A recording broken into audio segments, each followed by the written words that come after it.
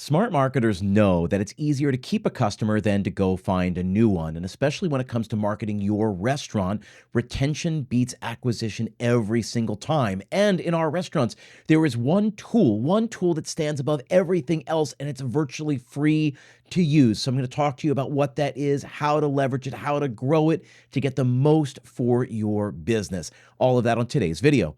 If you don't know me, my name is Chip Close. I'm the founder and CEO of Restaurant Strategy. So I help independent restaurant owners increase the profitability of their restaurants. I do that here. I write books. I give talks. I wrote a coaching program called the P3 Mastermind. You can find information for all of that down below. But today on this video, I want to talk to you very clearly about the retention tool that works better than anything else. What is it?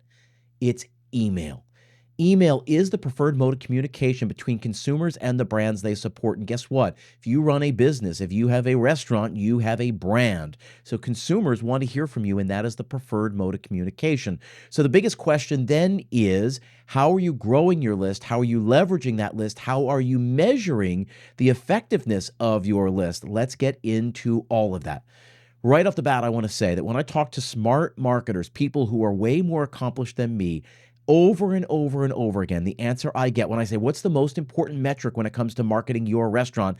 I get the same answer over and over again. It is CRM growth. CRM stands for Customer Relations Management.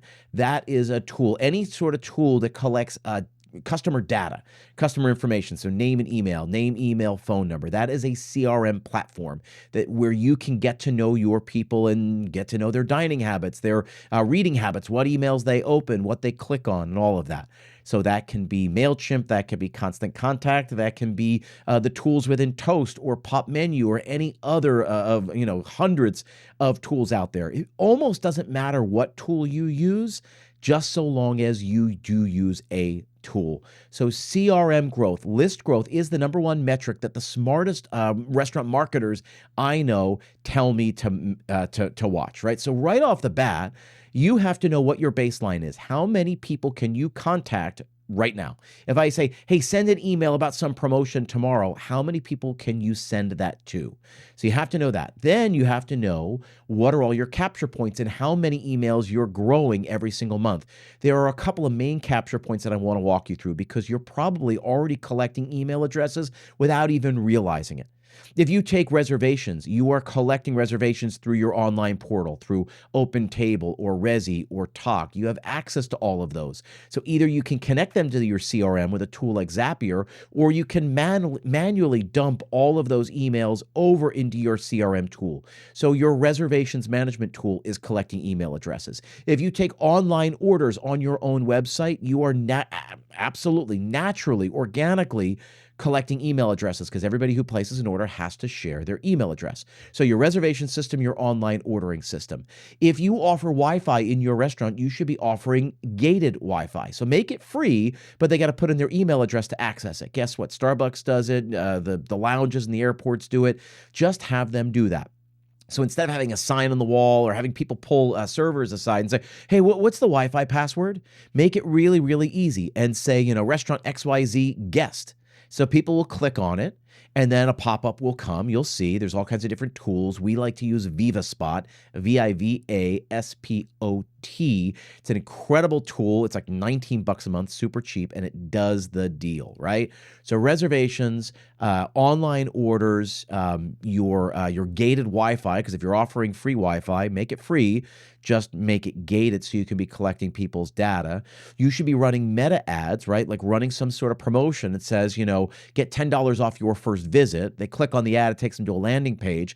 They put in their name, email, and phone number, and then it automatically sends them an email with the promo code or the discount code or something to show the server when they show up. It's a really easy way to be growing your email list. Number one, to be driving traffic to your restaurant, but also growing your email list. All of those are really great ways to be growing your email list, and most of them are just organic. Last way is the easiest way. Just put a capture point on your website, either a pop-up or in the footer or on the contact page, some way for people to opt in to hear from you in the future. So right there, it's 5 easy ways. So if we say list growth is the most important metric to follow when marketing your restaurant, that's a way. Those are 5 ways that you can grow your list. Great. Then how do you utilize your list? A couple tips. I always like to say you should be emailing your list no less than once a week. If you've got a casual brand, quick service, fast casual, it can be 2 to 3 times a week. Trust me, you will not do too much. If you want a metric, you stop, you know you're emailing too much if your unsubscribe rate goes over 2%. I promise you, none of you will get to that 2% number. It'll be like 0.2, 0.04. It'll be minimal. It'll be 1 or 2 people every email you send. And that's fine. They don't want to hear from you. That's fine. Then I don't want to waste my breath trying to tell you something you don't want to hear. So we have capture points. We grow our list. We're emailing our list a minimum of once a week. And remember the one-to-one-to-one principle. One email, one message, one call to action, right? So if you have 5 things to tell people about, right, your private dining and your New Year's menu and your, gift cards and your gift boxes and all that, if you have 5 things to tell people about, you have 5 emails to send. One email, one message, one call to action. It should be really clear for someone going through their inbox. Here's an email about this. And then once you read about it, this is what you do if you want to get this, right? Now taking reservations for New Year's Eve. Click here to book your table. Now booking tables for our new wine dinner series every Monday in April. Click here to see our lineup. Click here to learn more. Now we've got our limited edition chocolates. Click here to see the collection. It should be really clear what the email's about, and then once they learn more about that thing, what they're supposed to do next. Make it really, really easy.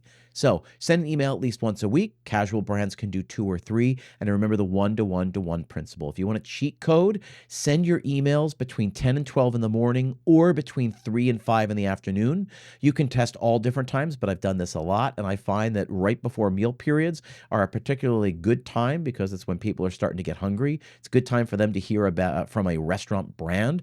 Not saying they're going to see it and jump in the car and head right to your place today, but they are already thinking about food. They are starting to get a little hungry. It's a great way to leverage their hunger. So between 10 and 12, 3 to 5, of course, you'll test it, but I know those work. If you're selling retail items, so e-commerce, so gift boxes, merchandise, limited edition chocolates, I find late at night, literally between 9 and 11 p.m., and also Saturday mornings. 9 to 11 makes sense because people sit in bed and scroll through their phones. They're tired. They're more susceptible to buying things. Just ask Amazon. They make more money between 9 and midnight than they do the other 21 hours a day. Also, I can't explain it, but Saturday mornings are always really good as well. But test it, right? Those are all ways to leverage it. My last little trick is put an emoji in the first spot on the subject line. So emoji and then your headline. And don't get cute with the headline. Actually, right, they say don't bury the lead for newspapers. Don't bury the lead. It's an emoji. It'll get attention in the inbox. And then really, half price wine Wednesday, right? Wine dinners, now booking wine dinners. Make it really, really clear what that email is about. You follow all those all those rules, those tips. I promise you, you'll be miles ahead of your competition. Right? I'm telling you. Look to the restaurant to the right of you and the left of you. I promise you, they are not doing this stuff.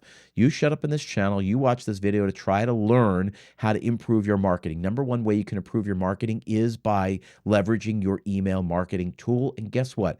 You pay a monthly subscription for for that email service provider. But every single email you send is $0. There is no incremental cost to sending another email and another email and another email, which is why I want to over-index on this channel. I want to use this more than most of the other channels because the cost of sending one more is free.